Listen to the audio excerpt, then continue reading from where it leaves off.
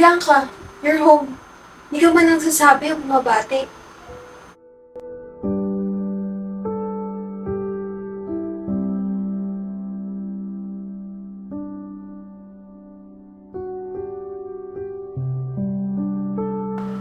Aba anak, lumalala ka. You're getting worse, Bianca. What is this? Ano naman po ba? Bianca! So tell me, saan ka lang naman galing? Look at you! Mom, please, wag ngayon. Anong wag ngayon, Bianca? My goodness naman, anak. You can go on like this. I love you and I know you. You're not like this, Bianca. Please, pick yourself up. Mom, pagod ako. Please cut me some slack. No, Bianca. You have your finals tomorrow. You have your whole life ahead of you. Ano na, Bianca? Sige nga, sabihin mo sa akin. Saan ka na naman nanggaling? Saan ka na naman dumayo at nagsaya ng isang buong magdamag? Sa pusod na naman ni Kara. Isang taon na, Bianca. Please, anak. Please. Ma, huwag mong husgahan ang aking nararamdaman. Akala ko kasama ko siya hanggang huli. Sabi niya kasama ko siya hanggang huli. Alam mo, Bianca, totoo nga na ang gagawa ng buhay natin ay tayo. Kaya paano ang mga hindi kaya? Paano ang mga taong ninakawan ng lapis o ang hindi alam kung paano magsulat dahil hindi nila alam kung ano ang lapis? Sino ang gagawa ng kanilang buhay? Malaki ang mundo, Bianca. Nais kong tumulong kahit alam kong marami akong mabubunggot. Dahil marami ang galit sa katotohanan kapag hindi ito sa kanila. Iha, this is life. She's gone now. And I'm so sorry. But wala ka na magagawa dun. I gave you time to grieve, darling. And you can't resent me because I did. But this is getting out of hand. I know this is easier said than done. But please, please move on. Thank Jesus we are privileged. But you will still build your life.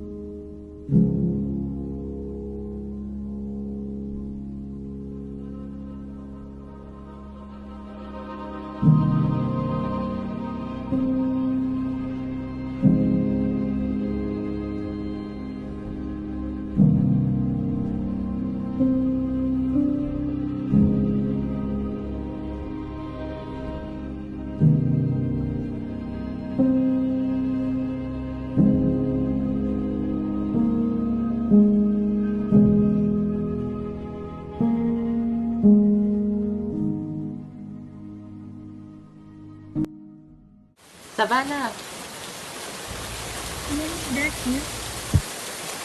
Kanina ka pa ba dito? Yeah. Uh, Busy ka ba today? Hindi naman, bakit? Do you want to check out the cafe nearby? Oo naman. Sure, tara.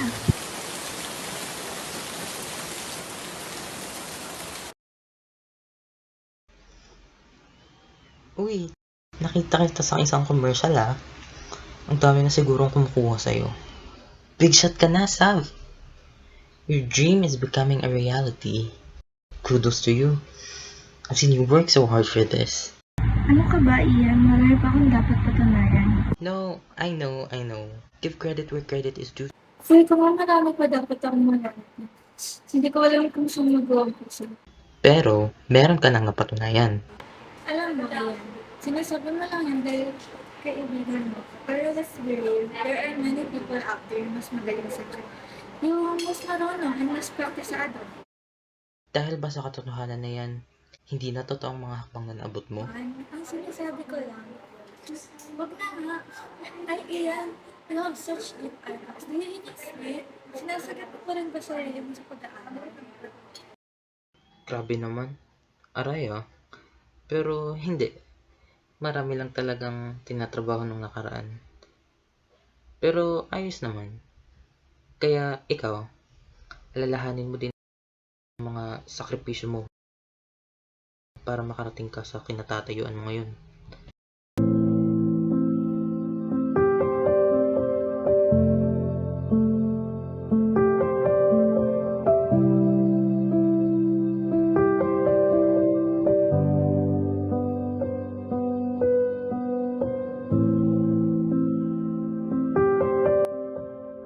Kaya dapat kilala mo ang sarili mo sa malayo pang tatahakin mo.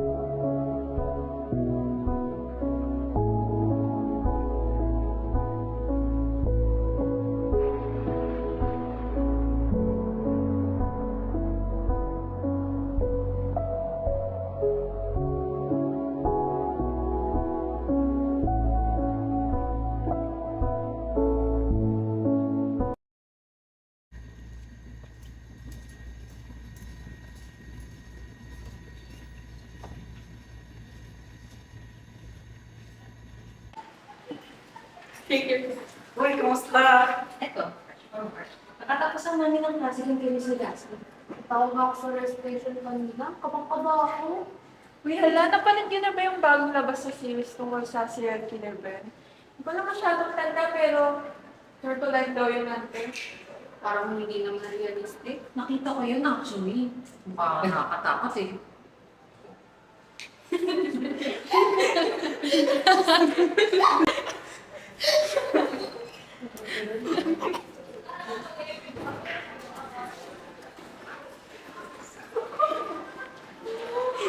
Alam, ano nangyari doon?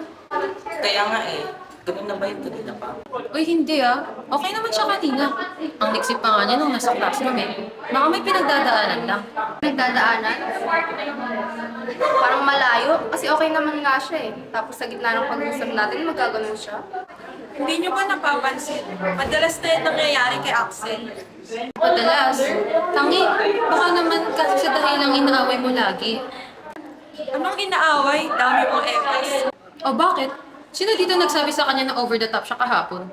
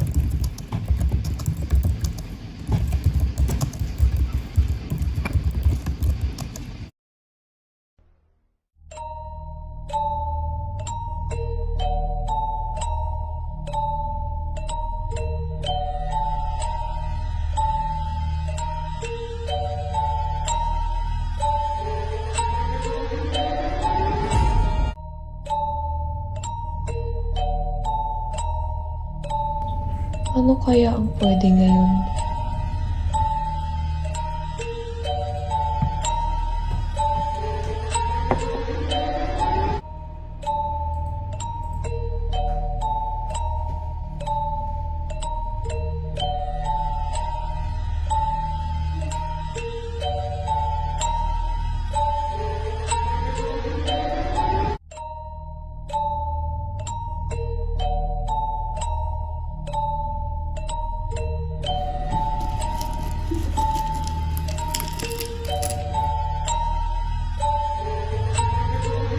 Ano kaya ang gusto?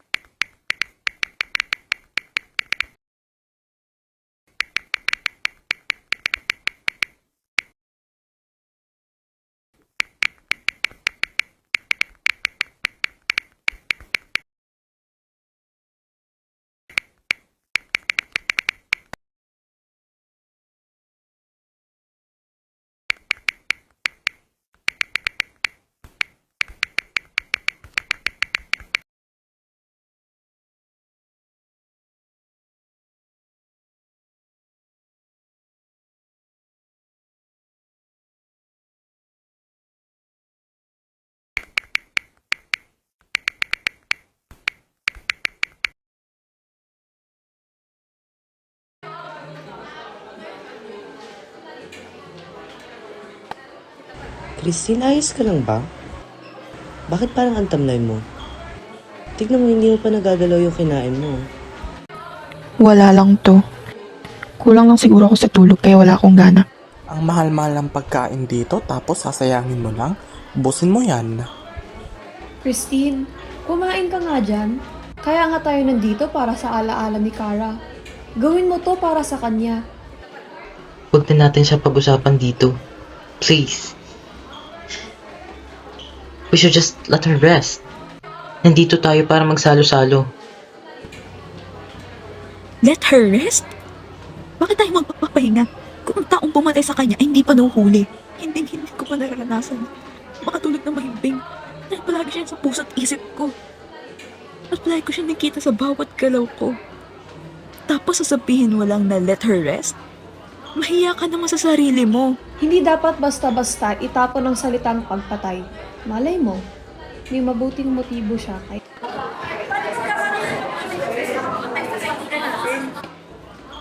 Wala ka nang natumba ang katawan ni Kara. Lahat kayo wala. Pero sino nandun? Ako. Ako ang nandoon na hindi alam kung ano ang gagawin sa hindi tumitigil na tulo ng dugo ni Kara. Ang kanyang mga mata.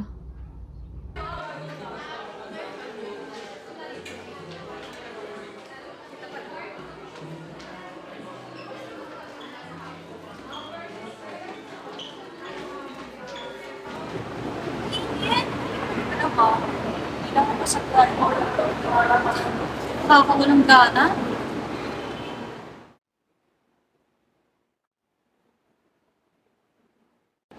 Lahat.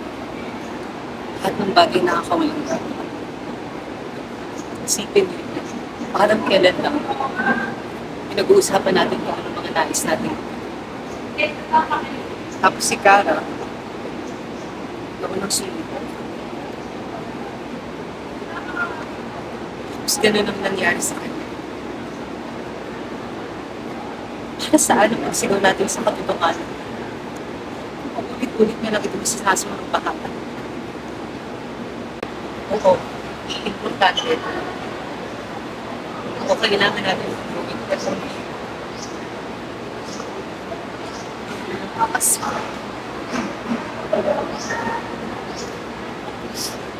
bakit parang wala tayong nakakapit? Araw-araw, nananalangin ako na sana may milagro.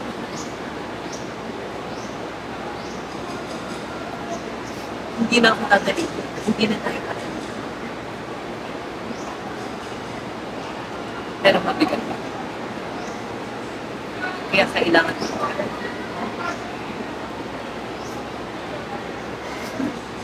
I was diagnosed last week with bipolar disorder.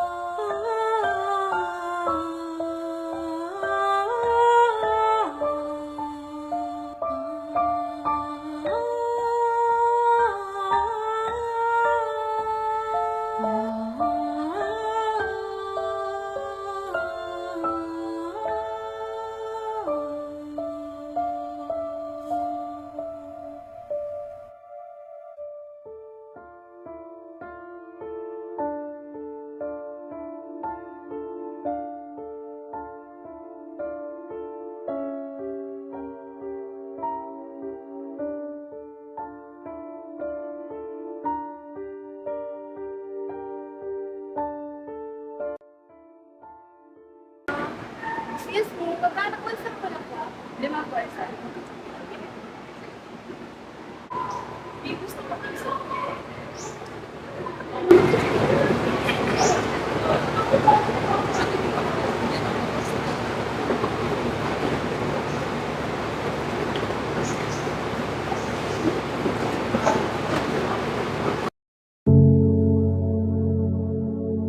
Sana makatulog na rin tayong dalawa.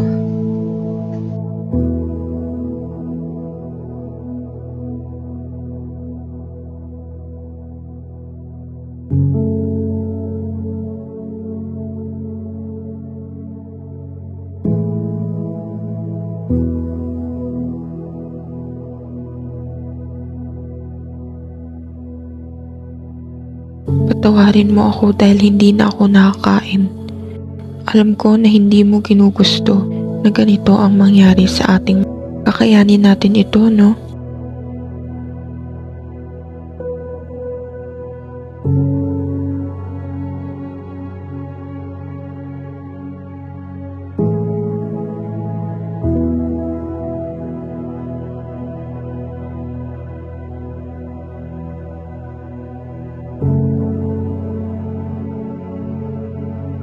Sa ngalan ng Ama, Anak, at Espiritu Santo.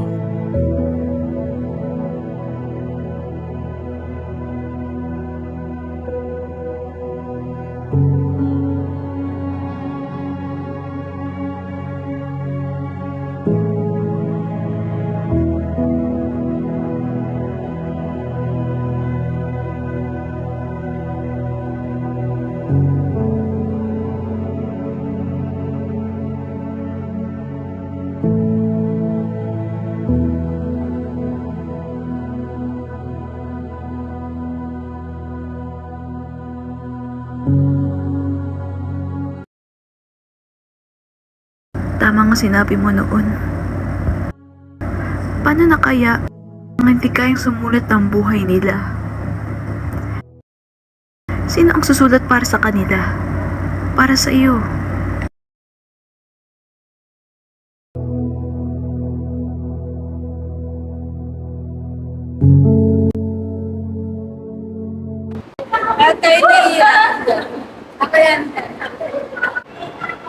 Wala sa buhay namin sila. Ano ba naman tayong pag-uusap? Usap ating mga pag-uusap. Hindi na dapat bigyan natin ng usap. Ngunit ang bayad ganun. Wala tayo na kaibigan. Tapos tayo pa rin anong turusa. Walang pakayang mundo. Nawalan sila ng tao. Ibinigay sa kanya ang lahat. Para lang tayo may pantay-pantay. Basta kikibo, hanggat tayo. Hanggat nakuha nila ang kanilang pera. Wala na siya. Pero nandito pa rin ako tuman.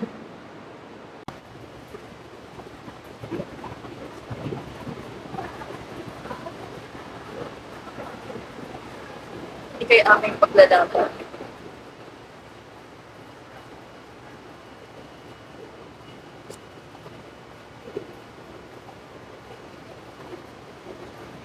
Marami ang galit sa katotohanan kapag hindi ito sa kanila.